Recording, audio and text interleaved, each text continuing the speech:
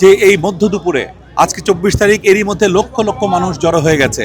ওনারা কিন্তু এখনো জনাব তারেক রহমান সাহেব আসেন নাই। আমি অত্যন্ত আনন্দিত। এটা আসলে ১৮ কোটি মানুষের মনের প্রশ্ন যে আমরা এটাকে কিভাবে বরণ করে নেব। ইনফ্যাক্ট আপনি এটাই হয়তো বলতে চাচ্ছেন, আমরা কিভাবে বরণ করে নেব। আপনি যদি এই ৩০০ ফুটের রাস্তায় একটু চারিদিকে ক্যামেরাটা ঘুরিয়ে দেখেন যে এই মধ্য দুপুরে আজকে ২৪ তারিখ এরই মধ্যে লক্ষ লক্ষ মানুষ জড়ো হয়ে গেছে।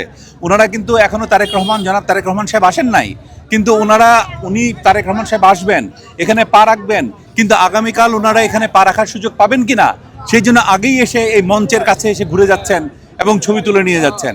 আমরা জাতীয়তাবাদী শক্তিতে বিশ্বাসী এবং আমরা যারা জাতীয়তাবাদী বাংলাদেশি আছি এবং ১৮ কোটি মানুষই কিন্তু সেটা। সুতরাং আমরা মনে করি এই ১৮ কোটি মানুষের পক্ষ থেকে যিনি প্রতিনিধিত্ব করছেন আমাদের শহীদ প্রেসিডেন্ট জিয়াউর রহমানের সুযোগ্য পুত্র, আমাদের বর্তমানে বিএনপির ভারপ্রাপ্ত চেয়ারম্যান জনাব তারেক রহমান, এই ১৮ কোটি মানুষের প্রতিনিধি হিসেবে ১৮ বছর পর লন্ডন থেকে উনি বাংলাদেশের মাটিতে পা রাখবেন। এতদিন স্বৈরাচারী যেই শাসক ছিল তাদের পতনের পর তাকে দীর্ঘ সময় অপেক্ষা করতে হয়েছে। বিভিন্ন শান্তি শৃঙ্খলা রক্ষার জন্য তিনি রাত দিন কাজ করে গেছেন।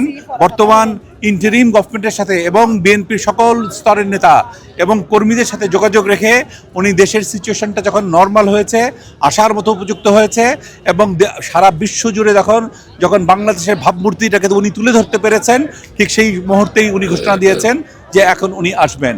উনি যদি বাংলাদেশে আগেই চলে আসতেন তাহলে হতো কি উনি বিশ্বের সাথে যোগাযোগটা হারিয়ে ফেলতেন। সেই জন্য বিশ্ব যোগাযোগে বিশ্ব রণাঙ্গনে আমাদেরকে থাকতে হবে।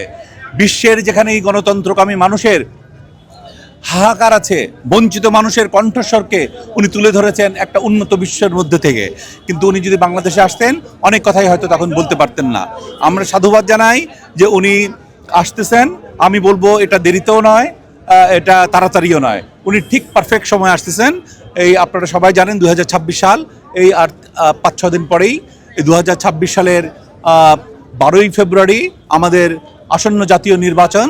এই জাতীয় নির্বাচনে আমি আশা করি যে জনাব তারেক রহমানের নেতৃত্বে বিএনপি, যার সিম্বল হচ্ছে ধানের শীষ, আমরা বিপুল ভোটে এবং বিপুল সংখ্যক এমপি পদ পেয়ে এই রাষ্ট্র পরিচালনার দায়িত্ব পাবো, একটা গুরু দায়িত্ব।